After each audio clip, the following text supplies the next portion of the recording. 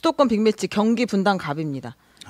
요거는 조사가 두 개가 있어요. 네. 비슷하게 다 오차범위 안에 있기 때문에 그냥 소개를 해드리면 매일경제, MBN이 넥스트 리서치를 안 읽겠습니다. 이광재 45, 안철수 44가 있고 개요는 저기 써 있고요. 다음 판에 보면 이광재 45, 안철수 40, 45 이렇게 나온 여론조사가 있어요. 근데 이광재 그 전 지사가 처음 시작할 때는 사실 그 높은 지지율은 아니었는데 선거운동 가까워지면서 지금 팍팍 치고 올라오는 분위기가 보여서 네.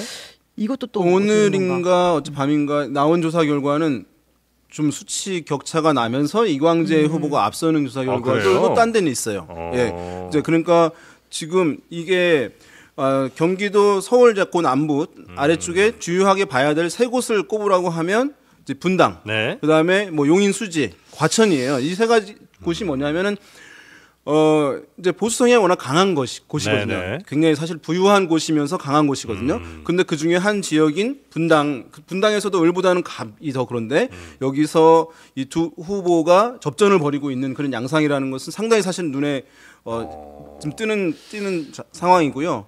그래서 아마 이광재 후보, 안철수 후보는 이제 대권 주자니까 지명도가 있는 그런 상황입니다만은 이광재 후보 같은 경우에는 뭐 어떤 정책 뭐 이런 역량이 강하다 이런 이제 평가들이 있는 상황인데 이 지역에 뭐 이제 아파트 리모델링 이런 부분이 하드 이슈인 부분인데 네. 그런 부분들 좀 세밀하게 접근을 하게 되면서 네. 약간 좀 관심을 얻고 있는 것 아닌가 싶습니다. 네. 그리고 여기가 이제 유호정 전 의원이 출마를 포기했죠. 하겠다고 했다가 포기를 포기한 곳. 했잖아요. 그럼 네. 그 표가 또 어디로 갈지 여기는 좀 두고 볼 필요가 있을 것 네. 같다. 이거 또 아니 뭐 다 두고는 볼 건데. 아니 계속 네. 두고 봅니다. 저희는 4월 10일 그날까지 두고 보겠습니다. 네. 여튼 분당이 굉장히 의외로 지금 네네, 격전이 또 핫하게 벌어지고 붙었다. 있고요. 네네. 국민의힘으로서는 상당히 지금 곤혹스러운 상황이겠죠. 네, 네, 네. 왜냐하면 네. 정말 텃밭 중에 텃밭인 지역들에서 접전이 이루어지고 있는 그런 상황이니까. 네. 용인 갑으로 가보겠습니다. 용인 여기는, 갑? 네. 이원모 33.6, 이상식 46.4.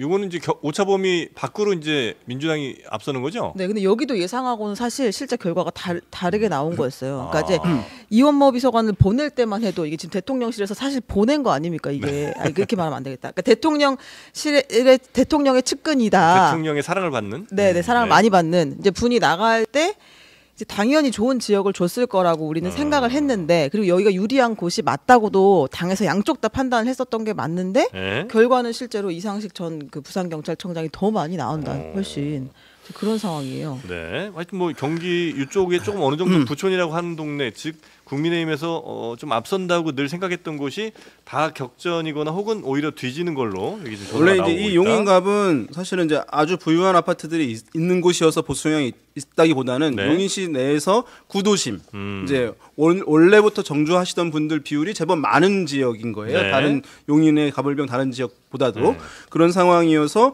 이제 보수 후보들이 대대로 사실은 많이 당선이 되어 왔던 지역이었던 상황인데 지금 보면 격차가 제법 나고 있어서 이것도 네, 상당히 사실은 의외의 결과입니다. 사실은. 네네. 그러니까 이게 저기 국민의힘 후보들이 네. 사실은 대통령과 관련해서 친분이 있다라는 게 이게 예전 같으면 프리미엄이었지 않습니까? 근데 지금은 이게 오히려 핸디캡이 되고 있는 거예요. 근데 그래요? 이게 대통령과 되게 친하다 내지는 대통령실에서 일했다라는 게 지금은 이제 감춰야 될 그런 어떤 이력이 돼버렸습니다. 이번 선거에서는. 샤이 후보자들이에요 오히려. 그러니까 이제 그럴 수가 있죠. 잠바 색깔이 달라지거나 하얀색을 입거나 예, 아니면은 예전에 보면 맞아. 그 당 이름이 되게 작게 들어가는 경우가 있습니다. 아주 작게. 네. 예, 예. 네. 그렇게 되는 경우가 있어서 네. 이런 경우에 이분 같은 경우에 분명한 이제 디스카운트를 받고 있다. 이게 대통령이 인기가 좋을 때 네. 그러면은 이제 플랜카드부터 달라집니다. 그래서 이제 예전에 보면은 대통령의 30년 친구 뭐 맞아, 이런 맞아, 식으로 맞아. 하면은 다른 캠페인 다 쓸모가 없어요. 그거 하나로 그냥 끝나는 것이거든요. 근데 대통령이 인기가 만약에 좋지 않을 때는 그게 우리가 정권 심판론, 정권 견제론 얘기하잖아요. 네. 바로 대상이 되는 거예요. 대통령과 가까워? 심판론이나 견제론이 대상이네. 그러면 대통령 가깝습니다가 프리미엄으로 선거 캠페인을 해야 되는데 그걸 못 하는 거예요. 대통령이 30년 원수 뭐 이렇게 이제 한다는 거죠. 그러니까 자세히 보시면은 이번 선거에 이런 부분들이 있어요. 농담. 그러니까 여러분 농담입니다. 그러니까 여러분. 동작에 보게 되면은 네. 나경원 후보 나왔잖아요. 네. 그러니까 나경원 후보 이제 뭐 이게 격차가 좁은 것도 있지만 네. 지지율을 좀 얻고 있는 부분들이 있는데 그래서 그것을 이런 측면에서 얘기를 합니다.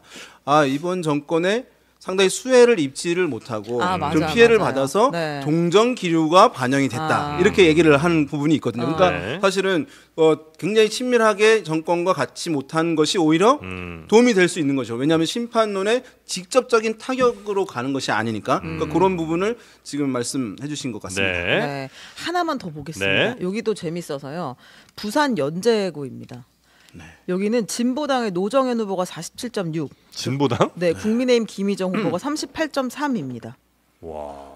최근에 아무튼 한 3, 4일 가장 예. 주목을 가장 끌었던 여기 왜 것인데요. 이렇게 나온 거예요? 왜냐하면 예. 여기는 이제 민주당 후보와 진보당 후보가 후보 단일화를 했어요. 네네. 그래서 진보당의 노정현 후보가 당선이 됐는데 구의회 의원을 2번을 했어요. 그러니까 완전 신인은 아닌 거예요. 지역에서. 그럼에도 불구하고 김희정 후보는 전직 의원을 이제 이 지역에서 한 상황이고 장관도 한 상황이고 네. 지명도가 있는데 후보가 되는 과정에서 국민의힘 후보와 뭐 우리가 뭐 화학적 융합 뭐 이런 것들이 좀 충분히 안 됐다라고 하는 지적이 있는 상황이긴 한데 지금 보게 되면 진보당 타이틀을 달고 단일 후보가 되었다 하더라도 네. 이렇게 높은 상황이니까 여기는 이제 낙동강 벨트도 아니거든요. 그럼에도 불구하고 이렇게 나왔다는 것은 PK 부산 지역에서도 상당히 이제 정권에 대한 이제 비판적 기류가 후보들에 대한 지지율로 좀 반영이 되고 있다라고 하는 것을 뭐 좀 보여주는 상징적인 지표로 지금 부상을 했습니다. 여기가 이제 민주당의 김혜영 전 의원이 당선이 한번 됐었던 그렇죠. 곳이기도 전전 하죠. 총선에서. 법조타운이 있는 곳이라고 하고. 네네네. 아 연제구가. 네. 야, 근데 이 정도 여론조사면 격전지들 저희가 몇 군데 좀 살펴봤는데 민주당이 상당히 선전하는 것 같고 현재까지만 보면 그리고 국민의힘이 당연히 이겨야 될 곳 혹은 뭐 한번 해볼 만한 곳이라고 했던 곳들이 죄다 지금 밀리거나 아니면 거의 격전이라 이러면 굉장히 국민의힘으로서는 지금 전략을 뭔가 새로 짜든지 아니면 뭔가 역전의 발판을 좀 마련하지 않으면 총선 결과가 좀 암울한 그런 상황 아닙니까? 많이 그렇죠. 특히 이제 이 지역 연제 같은 경우가 네. 세 번째 특성을 보여주고 있는데 이번 총선에 세 번째 특성. 예. 국민의힘이 여기가 지지도가 상대적으로 높습니다. 높은 지지도를 유지하고 있는데도 이렇다. 네. 그리고 국민의힘을 지지하시는 분들이 김희정 후보에게 응집도가 상당히 강해요. 90.3%. 국민의힘을 지지하시는 분의 90.3%는 김희정 후보를 지지하고 있겠다. 있습니다. 네. 최대 지지도를 올리는 국민의힘 그리고 그 지지자들의 응집도도 상당히 높은 그런 상황이고 더불어민주당을 지지하시는 분들은 노정현 후보에 대해서 조금 한 80 정도밖에 안 돼요. 이렇게 되면은 어떻게 보면은 국민의힘 후보가 당연히 강세를 보여야 되는데 그렇지 못하려는 거는 지금 전반적으로 이슈가 국민의힘 지지자들이 쏠려 있는 쪽하고 중도하고가 바뀌어 있습니다. 이게 이 불일치예요 항상.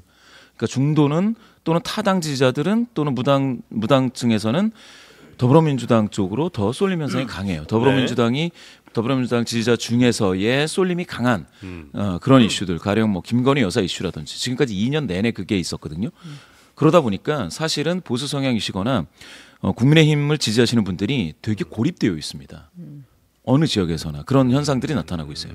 그게 이제 세 번째 특성으로서 이 지역을 이해할 때 네. 진보당 후보가 나가도 이렇게 해볼 만하다라는 거는 국민의힘이 사실은 포위되어 있다, 고립되어 있고 그런 상황을 보여주고 있는. 국민의힘 지지자들이 포위되어 있는 게 이번 총선의 세 번째 특징이에요? 그렇죠. 첫 번째는 뭐였죠?